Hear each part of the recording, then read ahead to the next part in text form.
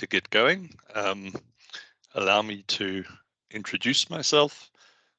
My name is Dean Riedlinghuis. I am Head of Product Architecture at Opti-Num Solutions, and I have with me today Rainer Mümmler from MathWorks Germany. And together we're going to take you through the next about 45 or 50 minutes talking about predictive maintenance with MATLAB. And then once we're finished, Michelle Navarro will wrap it up and manage the Q&A process. I'm really excited to see so many people attending this webinar. We'd like to thank you for taking the time, and we hope the next hour will be really valuable for you, and that you'll be able to be inspired to implement some predictive maintenance models within your organization. Just in terms of a little bit of housekeeping, we have muted everybody, and please keep your cameras off until the Q&A session. If you want to ask a question during the webinar, please feel free to do so, but do so on the chat, please. Rainer has access to the chat as while he's talking, but we'll handle questions right at the end. There's also some additional housekeeping that this meeting will be recorded as soon as I've done the housekeeping. And so if anybody objects to that, we ask that you please leave the meeting now.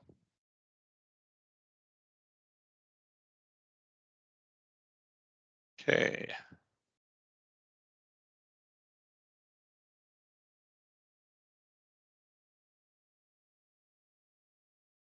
All right, so I've been asked to introduce the topic of predictive maintenance. My background as a control engineer by training, but not necessarily by practice, means that I'm going to take a far broader look at this in terms of predictive maintenance being one of those data analytics tasks which we can use as manufacturing and mining industries to enable us to better control and better manage our processes. And I think it's no surprise that there's a very, very tangible and visceral example of predictive maintenance gone wrong, or maintenance gone wrong, in none other than Eskom's load shedding. Here are some scary numbers which I found off Business Tech and Wikipedia. The diagram in the bottom right-hand corner shows you how over the last 6 or 7 years or 8 years, Eskom's load shedding historical figures in terms of gigawatt hours has been getting worse and worse and worse. And everybody knows that one of the primary reasons why Eskom's availability factor, which is basically the available power within their generation capacity divided by the installed capacity, is hovering around 50%. I'm sure that if any one of us were to run our own industries or businesses in that way, I think we'd be facing the same challenges that Eskom is facing right now. And one of the primary reasons for this significant failure in Eskom systems is lack of maintenance. So maintenance is a critical and important part of keeping an operation running. But maintenance can be a very expensive process. It's expensive in the sense that downtime in plants can result in significant amounts of lost opportunity, as we're seeing with Eskom. And it's expensive in the sense that if we do it too often, we can lose more production than we need to. And the value of predictive analytics in this graph is shown, this graph, by the way, is adapted from Gartner, is shown quite clearly that the value increases as you move from descriptive analytics, in other words, what happened, through to diagnostic analytics, why did it happen, through to predictive analytics, what will happen in the future. And in the case of predictive maintenance, Rainer will go through an example in the next 40 minutes that takes you on this journey that looks at how to implement a predictive maintenance algorithm within the MATLAB environment. Now, a key part of predictive analytics is ensuring that you have a good model that describes the behavior of the system. And having good models for predictive analytics or predictive maintenance is a key part of the success of any predictive maintenance system. Rainer will go through how to implement that model or to derive that model within the MATLAB ecosystem, and also talk about some condition monitoring in terms of the diagnostic analysis as well. So with that, I'd like to hand over to Rainer to continue and to take us through how to perform predictive maintenance with MATLAB's ecosystem. Thanks, Rainer. Thanks, Dean. So I will share my screen.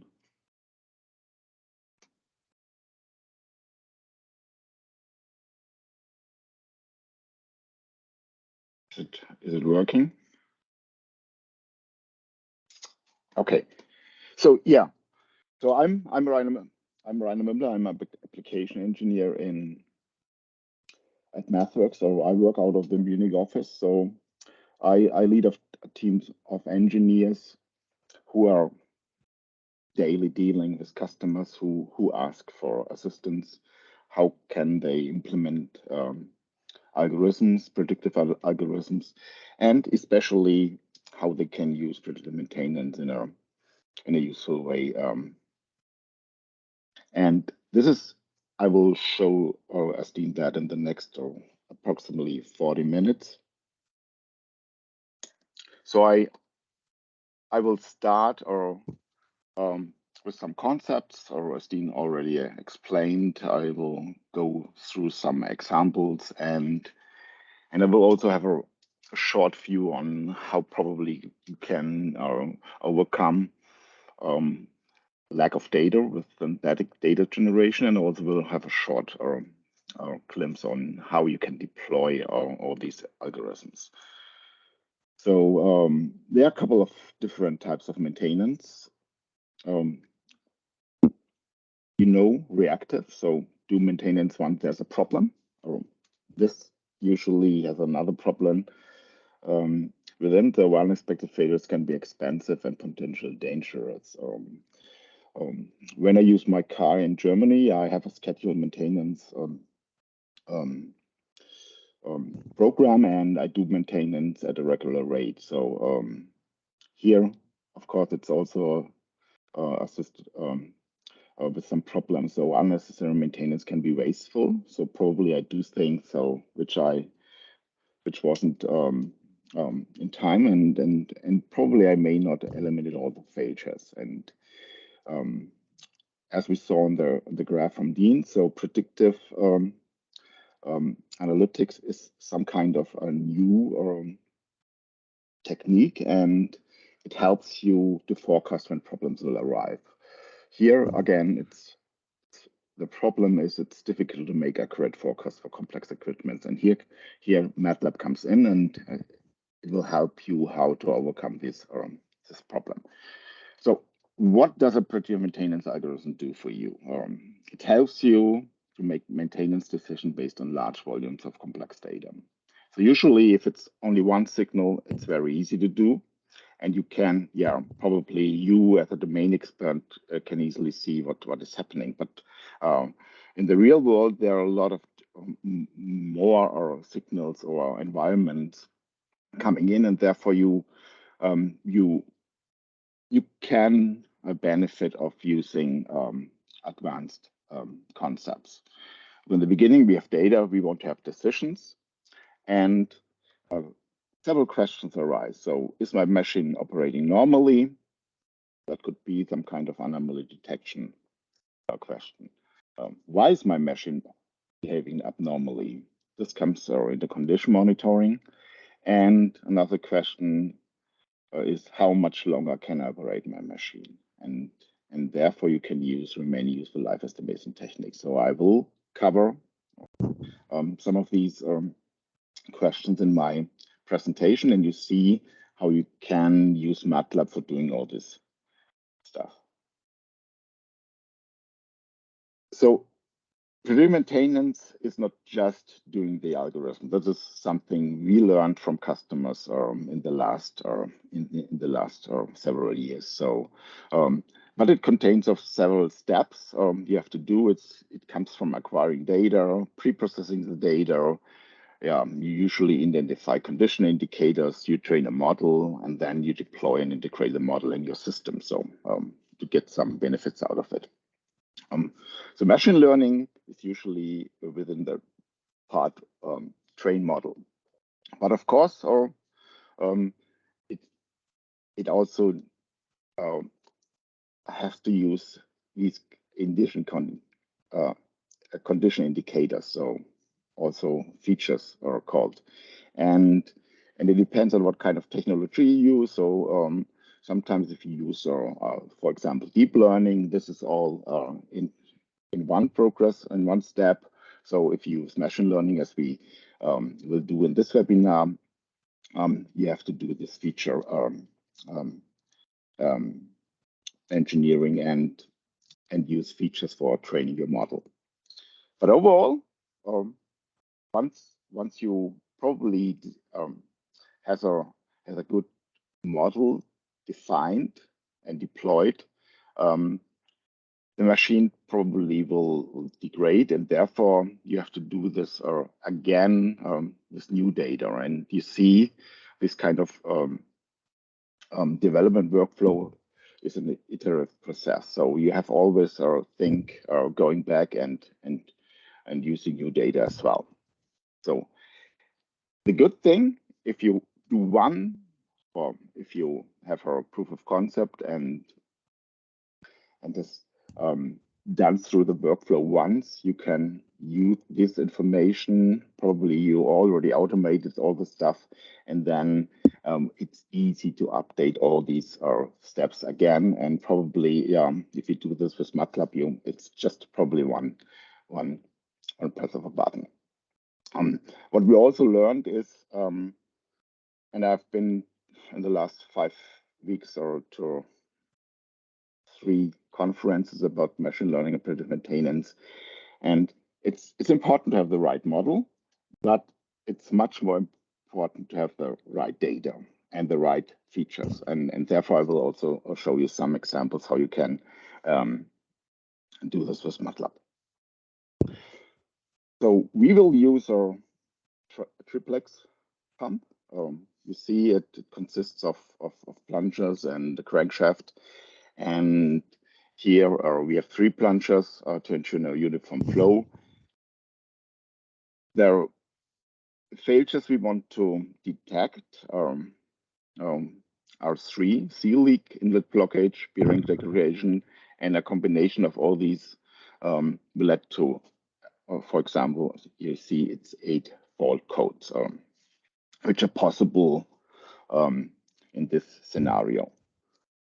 To analyze the faults, we can use only 2 sensors, so the pressure and the flow sensor on the outlet, and with that we can see what's happening and classify the conditions, and also predict some future steps. When we look at the data, we always and you see this in the demo when I run MATLAB, we cut off the transient behavior, and we only use when the pressure is stable. So the first 0.8 seconds I always cut it off to get a better result. So I will focus on 2 demos. So it's condition monitoring and remaining useful life. And as I showed you before, we will go through the workflow, and I will have some ideas on every step you have here. As that pre-processing the data is quite important, and this is one thing you always have to consider when you're acquiring data. This is one of the lessons learned from our customers. So when you acquire data, think what the purpose of the data, how you want to use it, and ideally, this is an automated process. And when you save the data somewhere, it's ready to be used for predictive analytics, for example. And this helps you to be much faster and more efficient when you do this predictive analytics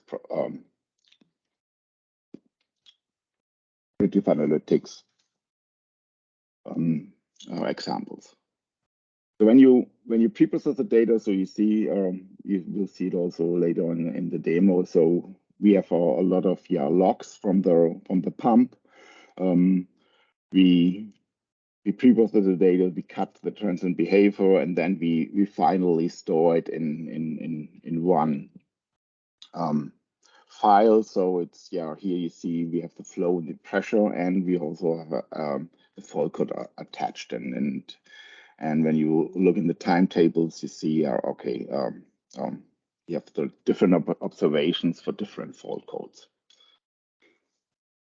One thing we also often hear, and sometimes the data to be used is really huge. So does my data fit in the memory? This is also not a problem for MATLAB. So we can use here advanced concepts like data store and tall arrays. You see it a little bit in the demo, but if you face these problems, just use these kind of new concepts we have in MATLAB for a couple of years now. So looking at the process, so when you pre-process the data, as I said, we have to identify the condition indicators, and this is we use the same data. There's a lot of things you can do, signal statistics or some kind of data fusion transformation, and with that you develop these condition indicators, these health indicators, features. If you see something like that, though, it's always the thing when you go to a technique called feature engineering. And feature engineering is using your domain and knowledge to create features for machine learning algorithms. And here you can choose feature transformation techniques, feature selection techniques, additional techniques. They're probably an expert. So here, the main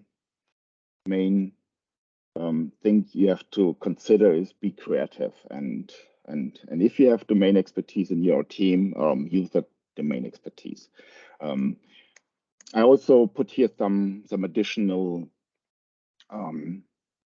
links on how you can use these time and frequency features with feature selections and feature ranking. You get all this slides afterwards, and also you get the demos I show afterwards, and then you can have a look at these techniques in detail. So wavelet scattering is some powerful technique as well. If you have audio, the recurrent features directly using our extensions for audio and vibration data is something you usually also have, and then you do there the order analysis.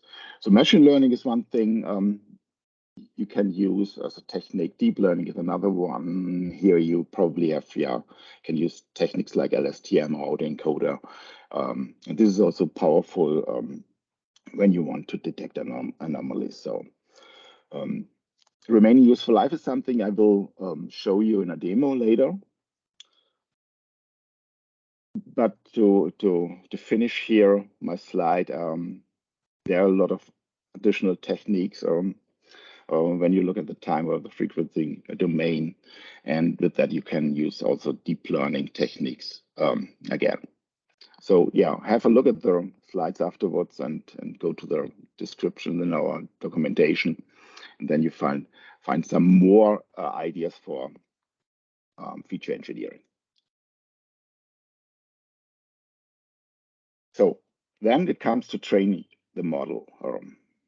When you've done a good work in preprocessing the data and in feature engineering, this is usually something the data scientists really like, and it's quite straightforward. I will show you some tools as well here in the MATLAB area, which makes it very easy for engineers to train a model. But overall, again, my advice, look at the complete workflow. Be sure that you have all the different steps, a solution for it. And with MATLAB, all these different steps are very easily to be solved. So let's go into MATLAB and have a look at the fault classification. We have to identify some condition indicators and train a model. And with that, I will step right into MATLAB.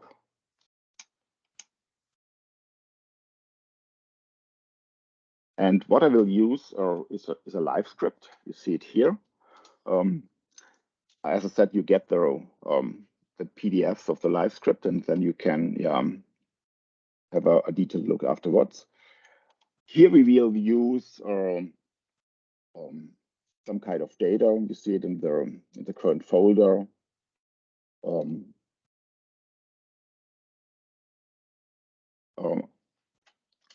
We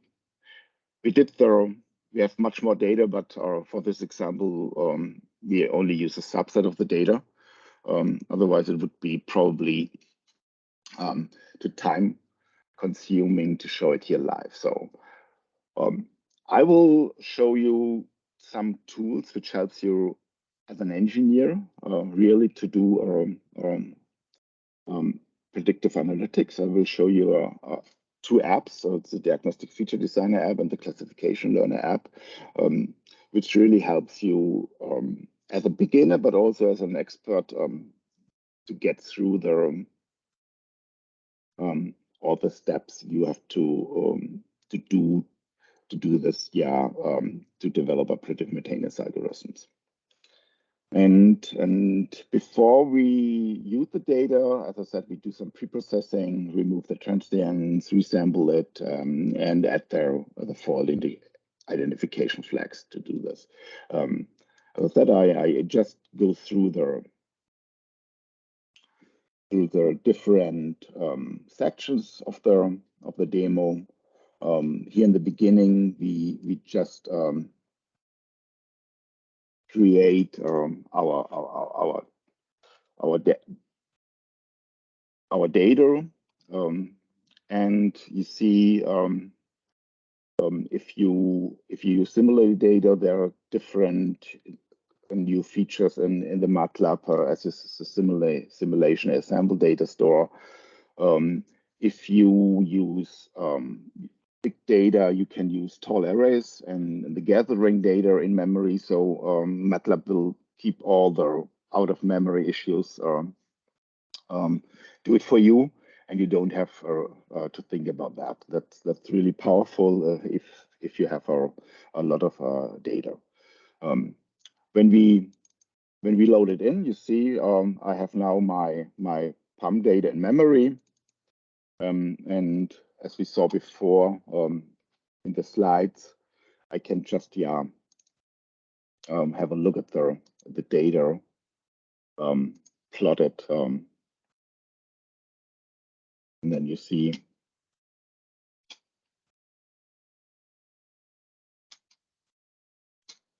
the plot here, and with that we can start to do our to develop our algorithm for predictive analytics. In the beginning, usually we divide our data for training and testing, and then we want to extract features. And as I said, and I showed you there are different techniques how you can do that. I will show you a technique which is called, this is using an app. And for that,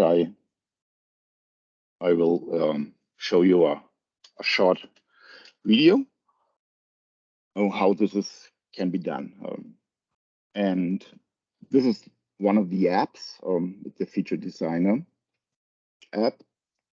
I already loaded the data in, grouped it by fault cases, and now I generate time domain features. So you saw I selected a lot of things, and then in the background, the features are generated. You see that the feature tables, and here we have a visualization, a histogram, where you can also see how good the features are working, if there are if you can separate the features between the others. I do this in the frequency domain as well. You also see, I adjust, here you see the peaks. They are separated quite well, so you can use it, and then we use the first 5 peaks for our feature generation. Again, the features are automatically generated and added to the feature table list. Now we have a lot of features. We can use all of the features, but when you think about, you want to deploy it probably on an embedded device, maybe it's a good thing just use the most important ones. And here you have this feature ranking capability where you can just select the features you want. Usually you will select the features with which have the most importance for your data. And when you have done that, you can export it, or you can also generate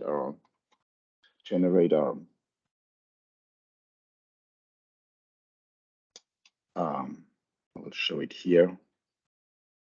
Generate a script out of it and use it later on. And when you generate the script, it's automatically done. You see all the steps I showed you here are captured, and you reuse it for the next session. And this is also something I did here. In the end, I generated here some features, and you see something probably because I showed the video in between doesn't work. Afterwards, I will load in that one, and we get all the features and things tested. I will also show you get another example within afterwards, where all the things I showed you in the short video is again, you have all the different steps you want to use it. So this is something you can also have a look when you want to have a detailed look on how you can use this diagnostic feature tool. Another thing, which is also brand new with the newest version of MATLAB, is there's a new auto feature button. In all the steps, when you are familiar with frequency domain and time domain, it can be done automatically. You just press this auto feature button, you select the signals here, and then MATLAB does it for you. And in the end, you get the same or some kind of feature. You can rank it again and then use it for further things. So this is something you should be aware that is now possible within the newest version of MATLAB. But again, domain knowledge should be something you should always use for your for your algorithms. So now we selected all the features. Here we use the subset we created with the Feature Designer app. And next thing would be, yeah, to generate, to develop a model out of it. And here again, I will use an app. So the app is called the Classification Learner app. So now I will show you how you find these apps. So I have this, we have this app button on the MATLAB side. I've installed a lot of other apps because I have the full licensed MATLAB. We want to use the Classification Learner app. You see, it's part of the statistical measuring toolbox, and we just used before in the video the Diagnostic Feature Designer, and you see this is part of the Predictive Maintenance toolbox. So just step, load the app. You see it opens. The app workflow is for engineers, so or for scientists. So you really easily go here from left to right. You start with selecting the data.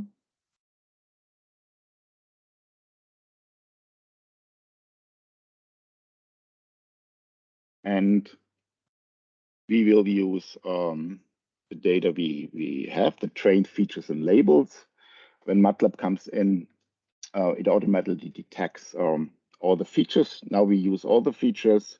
We have also these fault codes, the 8 different categories. You can set your validation scheme. So holdout validation, if you just want to, set, okay, 20% will be used for validation. I usually use cross-validation. This is good for small data sets, and it protects against overfitting. When you want to have more information, these portions are always linked to the help center, and then you see what kind of information, additional information, how you can select the validation scheme. So I will go start the session.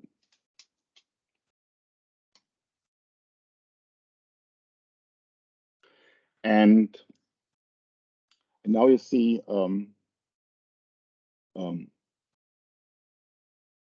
I can select the features, deselect features. I can do some principal component analysis before as well.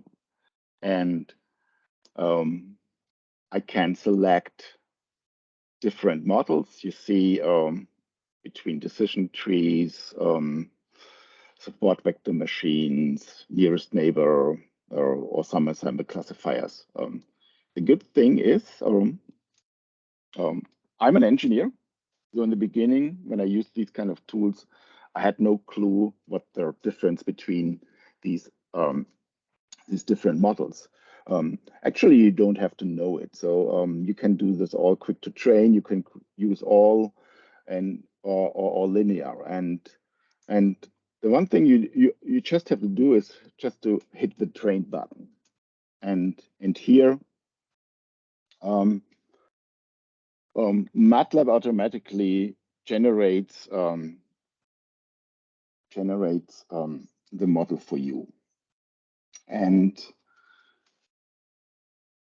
when you use this app more and more, of course, you get a little bit more knowledge about what models work. You can look in the documentation afterwards, and probably after a few sessions, you also know the difference between the models and what work good.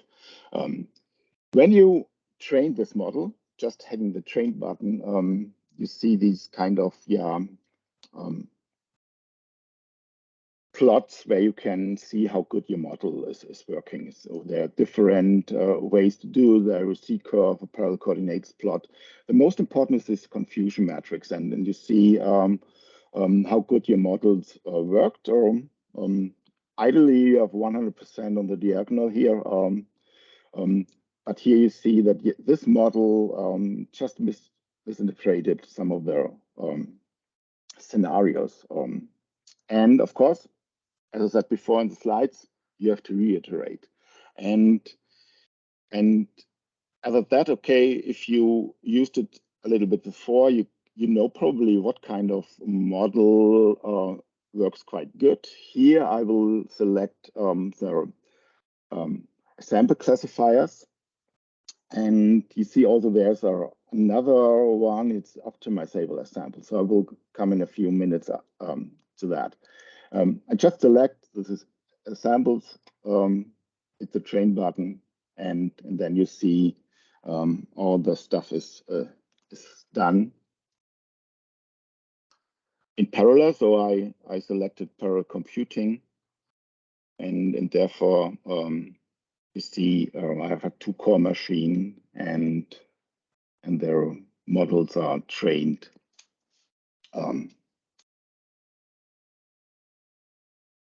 parallel. What do you see here in addition? So MATLAB also gives you here the highest accuracy. And then, of course, you probably will use the model which gives you the best accuracy for predicting your classes. And when you look here at the back trees, the confusion matrix, and you see it is a little bit better than the tree we did before. And in the end, you select one of the models, can generate a function out of it, as we saw before, when you do the feature extraction. And you select one of the functions, and in the end, you can deploy the model, export the model. You can export a compact model, which can be used for code generation, or you can export a model for deployment when you use it in some kind of production environment. I will have a few slides on this later on. So we done this before, and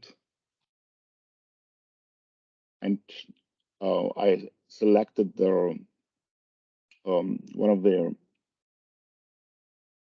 chosen models and just run it again. So we have here our accuracy of 78%. We also, what you always should do, you should test it again, new data. I will do that here. You see here, I use the same workflow we've done before. We use the features for testing. We use the same script to generate the features. We predict the labels with a function, and then we calculate the accuracy again. And here you see that the testing accuracy is much worse than we had in the training. So this can be several reasons. You have to generate more data as well. I will show you a way how you do this synthetically in a few minutes. Probably we chosen the wrong features. We have to rank it. You can also use those feature selection algorithms. Again, use our documentation for that. And or as I also showed you, you should use these kind of hyperparameter optimization, which I showed you in the app as well. And when we do that, I trained this before. Usually it is much better than the algorithm without hyperparameters. And you see here, we get our test accuracy from 60% up to 80%. So this is also a good way to improve your accuracy. Okay, that was the part for fault classification. So we will go back to the slides, and we will cover the remaining useful life part. The remaining useful life is how to estimate how long your machine will last. And there are different models to be used. So we have similarity models where you have system data available from healthy conditions to failure conditions. We have degradation models where you only have a subset and your system degrades a little bit. You create here a safety threshold, or you can use survival models when you have only the failure date. So here again, in our documentation, you find a lot of useful additional information. As I said, we have a degrading system, and therefore we use an exponential degradation model. Here again, you have to use features to get health indicators. And here we use signal statistics and PCA analysis to create a health indicator, and you also have to create a safety threshold. This is also something you as a domain expert can handle.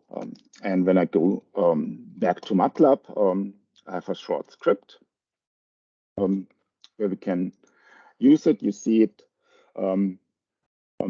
We have different scenarios. So we have scenarios where the valve is at a failure in 55 days, but we also have scenarios where it's in 40, 45, 50, and 60 days. And we created before this health indicator, we used the PCA, principal component analysis. We use the first component out of it. Then we create the exponential degradation model. Here we use data for the 40, 45, 50, and 60 days. We create the model. We create another model where we only guess what kind of parameters we have. And then we just have a look at the results. And here we start with a model fit. So you see it here. It starts with the confidence interval is quite good, and you see the remaining useful life is developing, and sometimes it degrades much faster, and the health indicator goes down, and we define the threshold of -8.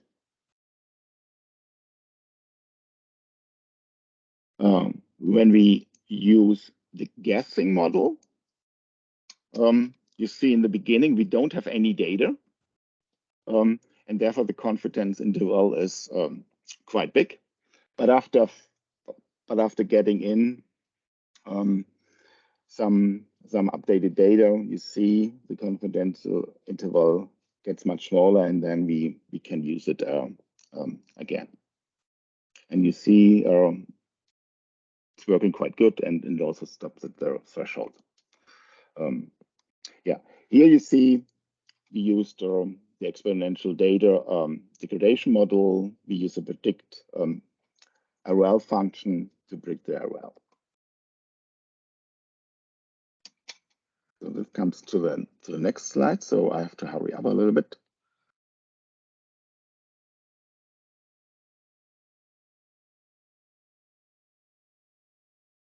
So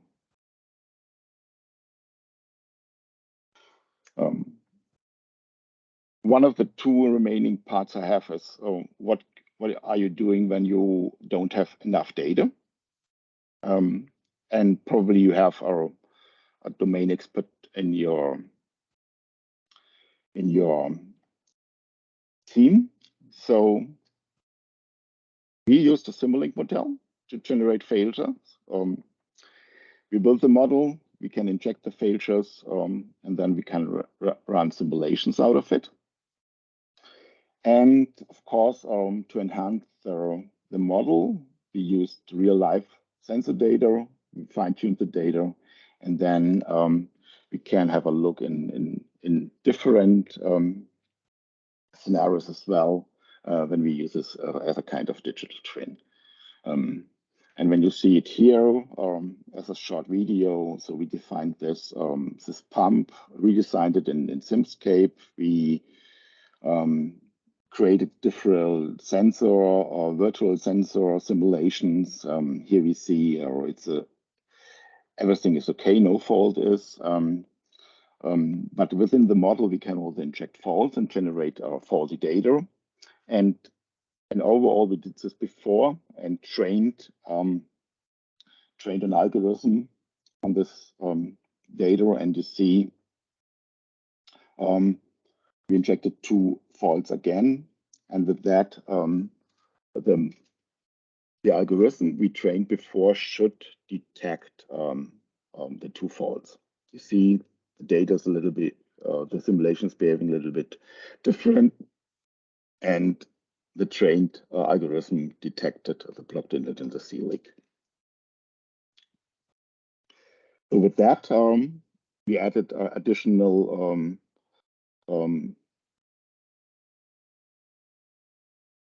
parts for the acquiring data section. So you can use sensor data, but also if you have the opportunity or the availability, you also can synthetically generate data. Next step would be how you can deploy these things. What does your end users expect?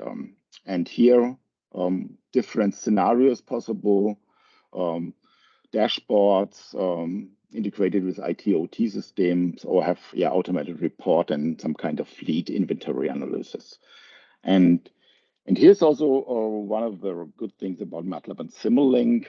When you have your models, the golden reference, you just can deploy it to any processor or any systems. And as you use the models as the golden reference, it's done without serial coding error. So you can generate native code for different targets, CPUs, PLCs, FPGA, but also you can integrate your generated software components to all kind of different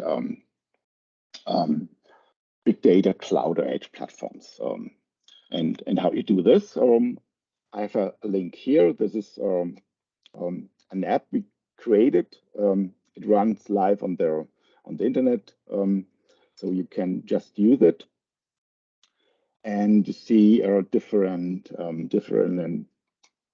buttons you can hit, and you see here you can select different pumps. So how you do that? You do this with using a technique called App Designer.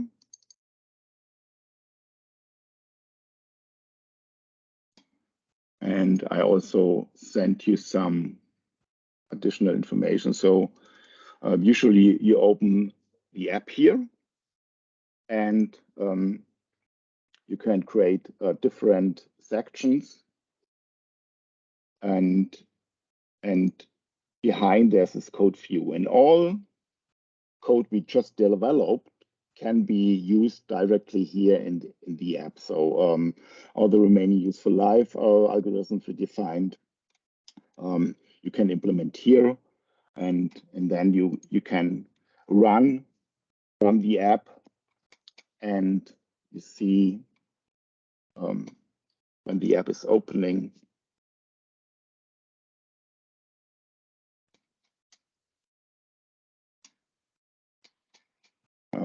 I can show you the app running. But as you saw in the slide, you can also can run the app on a web server.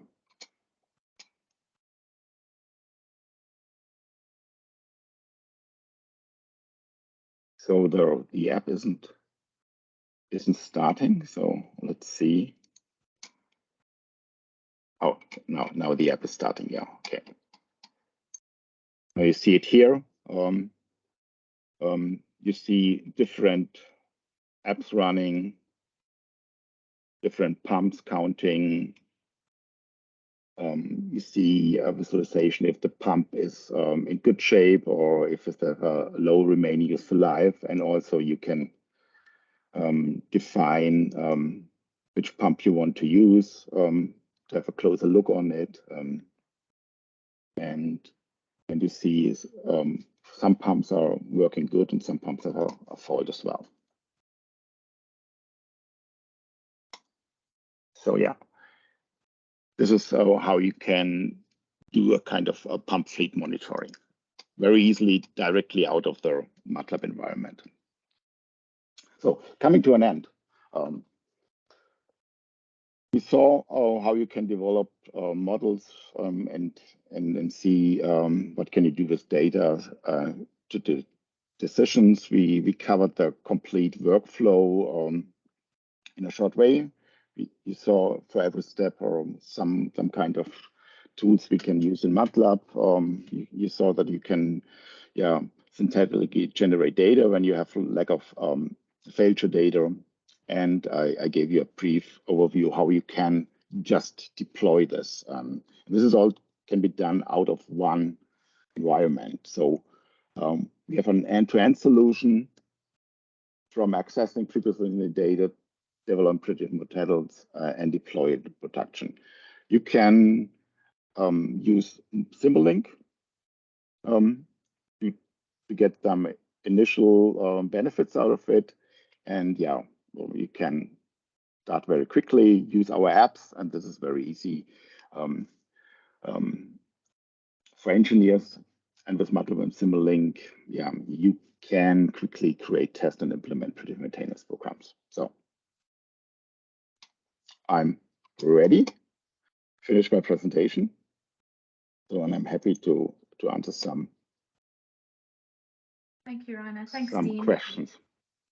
I'm going to be unmuting everyone's mics now and allowing for cameras, so you guys can kick off the questions when you're ready. I see there is already one from Stefan in the chat.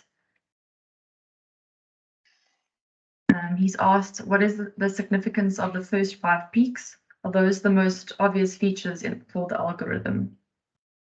So here you refer to the peaks I showed in the Diagnostic Feature Designer. So you saw that when you do this frequency-based analysis, so we have a lot of more peaks at higher frequency, but the peaks were just much lower amplitude, and therefore the peaks with a higher amplitude have more information inside, so and therefore I will use it for the analysis and generating the features. Yeah, no, thanks for that, Rainer. Thank you.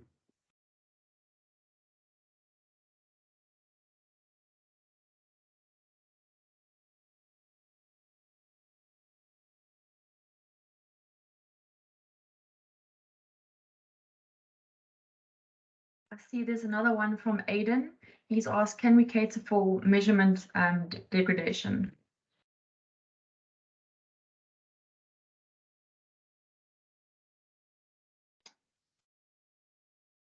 Okay.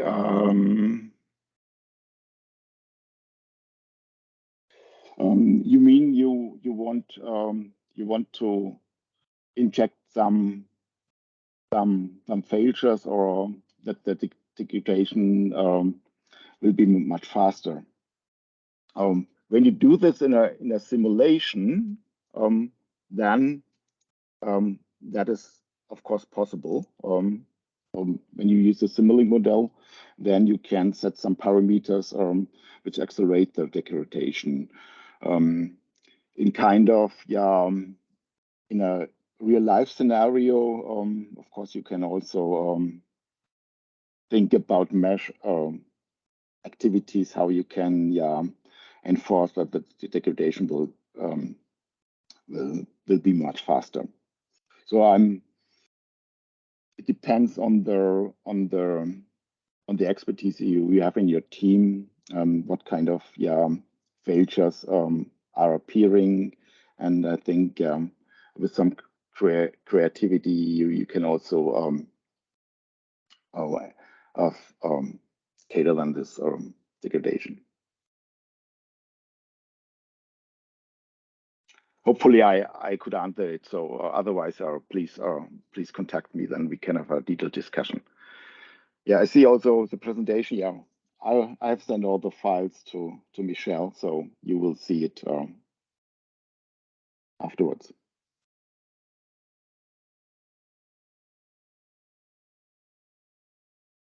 So are there any more questions?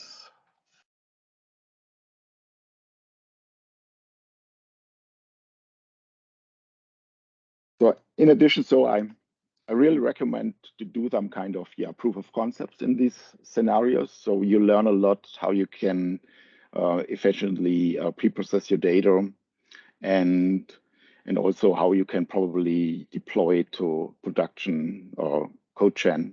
This is also useful, and this is helps for the next when you probably have a real project. It helps you to make these projects much faster to be solved.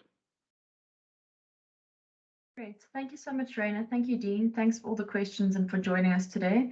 If there's nothing further, I'm going to close off the session now. But we will be sending a link to the recording, the presentation, and the demos that Rainer showed us in today's webinar. Thanks, everybody. Have a great day. Thank you. Thank you. Bye-bye. Thanks, everyone. Bye-bye.